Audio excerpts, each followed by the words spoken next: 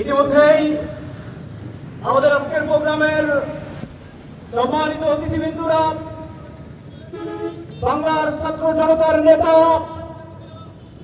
যারা 5 আগস্টের মাধ্যমে এই বাংলাদেশকে নতুন একটা সূর্য উপহার দিয়েছে, যাদের হাত ধরে বাংলার পূর্ব দিগন্তে এক নতুন সূর্য উদিত হয়েছে, আমাদের সেই বাংলার গর্বিত সন্তান ঢাকা বিশ্ববিদ্যালয় সহ নাটোর জেলার নেতৃবৃন্দরা ইতিমধ্যে আমাদের অভিমুখে রওনা দিয়েছে।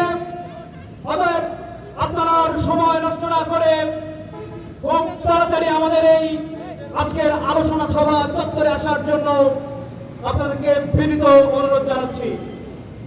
সম্মানিত ছাত্র জনতা, আপনারা জানেন বিগত 17 বছরে আওয়ামী ফ্যাসিবাদী রিজিম বাংলাদেশকে যেভাবে, বাংলাদেশের ছাত্র জনতাকে যেভাবে, বাংলাদেশ পন্থী মানুষদের যেভাবে তারা নানা রকম অত্যাচার, নির্যাতন, জুডিশিয়াল কিলিং, খুন হত্যার মাধ্যমে এদেশের মানুষদেরকে, বাংলাদেশ পন্থী মানুষদেরকে, বাংলাদেশ পন্থী ছাত্র জনতাকে যেভাবে নিজের ম্যান্ডেট, ফ্যাসিবাদী ম্যান্ডেটের বিরুদ্ধে যাওয়ার কারণে আয়না ঘর কায়েম করেছিল, দীর্ঘ 17 বছরের জুলুম, দুঃশাসন, নিষ্পেষণকে রুখে দিয়ে জুলাইয়ের শুরু থেকে গত বছর আমাদের ছাত্র জনতা কোটা আন্দোলনের বিরুদ্ধে, কোটার বিরুদ্ধে আন্দোলন করতে গিয়ে এক পর্যায়ে ফ্যাসিবাদী আওয়ামী লীগ সরকার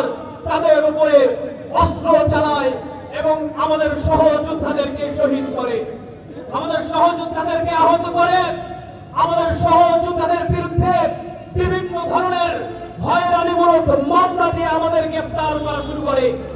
তারপর থেকে শুরু হয় নবজাগরণ। বাংলার পাড়ায় মহল্লায় মহল্লায়, গ্রামে গঞ্জে গঞ্জে, কলেজ ইউনিভার্সিটি থেকে শুরু হয় এক নবজাগরণ। যেই জাগরণের সূত্র ধরেই আমার ভাই আবু সাহিদ 16 তারিখে নিহত হয়, মুগ্ধ নিহত হয়।